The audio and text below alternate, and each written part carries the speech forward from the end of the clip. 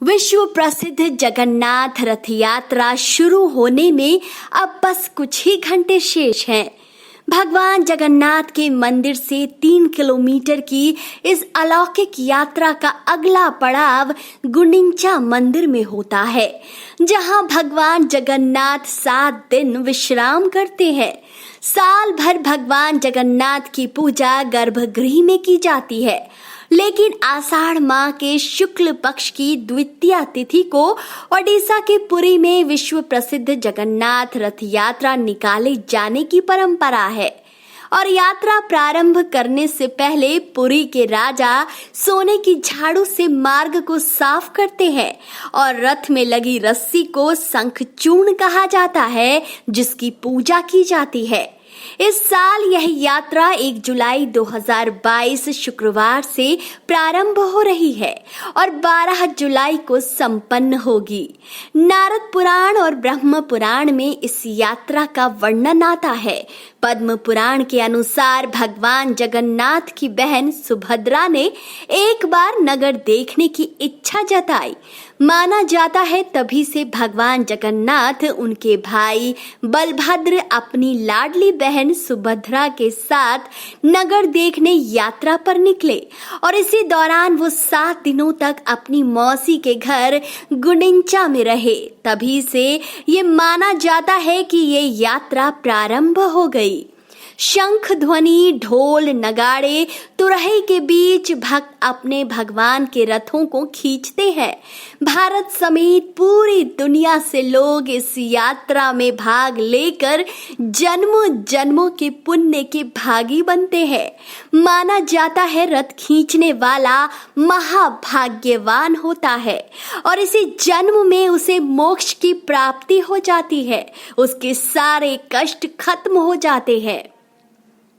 मान्यता है कि रथ खींचने से 100 यज्ञ करने के बराबर फल मिलता है। पुराणों में तो ये भी कहा गया है कि आषाढ़ मास में पूरे तीर्थ में स्नान करने से सभी तीर्थों के दर्शन करने जितना पुण्य मिल जाता है। रथ यात्रा में सबसे आगे भगवान बलराम का रथ चलता है, उसके बाद देवी सुभद्रा का रथ और सबसे पीछे जगन्नाथ भगवान श्री कृष्ण का रथ रहता है, जिसे बड़ी आसानी से रंग और ऊंचाई से पहचाना जा सकता है। माना गया है भगवान जगन्नाथ कृष्ण का अवतार है। इस यात्रा की सबसे खास बात है 3 रथ। इन रथों को बनाने के लिए लकड़ी का चयन बसंत पंचमी के दिन से ही शुरू हो जाता है और रथ का निर्माण अक्षय तृतीया से शुरू होता है। इन रथों में पहिए, शिखर और ध्वज दंड तक कुल 34 अलग अलग हिस्से होते हैं। तीनों रथों के निर्माण को लगभग 4000 लकड़ी के हिस्से से तैयार किया जाता है, जिसमें 8-8 फीट लंबी 865 लकड़ियों के मोटे तनों का प्रयोग होता है। कहा जाता है यह लकड़ी नयागढ़, खुर्दा, बौद्ध इलाके के वनों के 1000 पेड़ों को काटकर जुटाई जाती है।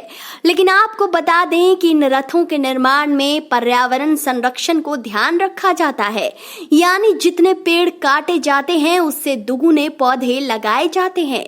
चलिए अब आपको बता दें 12 दिन चलने वाली जगन्नाथ रथ यात्रा का पड़ाव कहां कहां रुकेगा।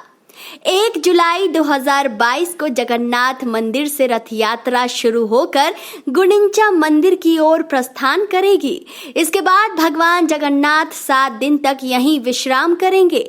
उसके बाद 8 जुलाई 2022 को भगवान जगन्नाथ संध्या दर्शन करेंगे। मान्यता है इस दर्शन से 10 साल तक श्री हरि की पूजा करने जितना पुण्य मिल जाता है। 9 जुलाई 2022 को भगवान जगन्नाथ भाई बलभद्र और बहन सुभद्रा के साथ घर यानी जगन्नाथ मंदिर लौटेंगे। 10 जुलाई 2022 को सुना बेसा होगा, यानी कि घर लौटने के बाद भगवान अपने भाई बहन के साथ फिर से शाही रूप लेंगे। 11 जुलाई 2022 को आधर पना होता है, यानी कि रथ यात्रा की तीनों रथों पर दूध, पनीर, चीनी और मेवा से बना एक विशेष पेय चढ़ाया जाता है। तो दोस्तों, आपको कैसा लगा आज का ये वीडियो? अगर आपको वीडियो अच्छा लगा है तो वीडियो को लाइक करें और ज़्यादा से ज़्यादा शेयर करिए। जय जगन्नाथ की।